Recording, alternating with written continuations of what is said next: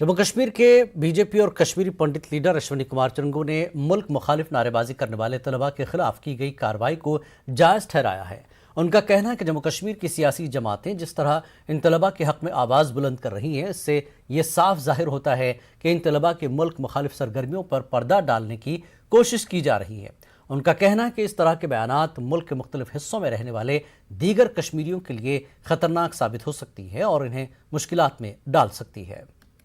आतंकवाद या अलगाववाद से संबंधित देश के विरुद्ध बयानबाजी के सिलसिले में जो उनके ऊपर कार्रवाई की गई है, ऐसा लगता है कि जिस तरह के बयान ये पॉलिटिकल पार्टीज और पॉलिटिकल नेता दे रहे हैं, वो उन सब गलतियों पर पर्दा डालने की कोशिश कर रहे हैं। हमें ये समझना चाहिए कि सारे देश में कश्मीर के लोग रहते हैं और इस प्रकार की बयानबाजी उन सब के लिए ये कितनी घातक हो सकती है।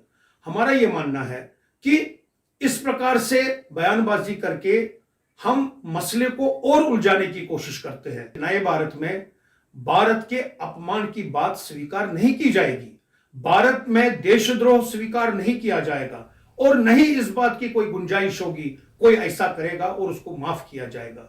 यह तो सवाल ही नहीं पैदा होता है। अब तो सवाल यह है कि जिन्होंने इस प्रकार के कुकृत्य किए हैं वो इसका खमियाजा भुगतें और आगे आने वाली जनरेशन जो है वो इस बात को समझे कि इस प्रकार से अगर कोई करेगा तो उनके खिलाफ इस प्रकार की कार्रवाई हो सकती है।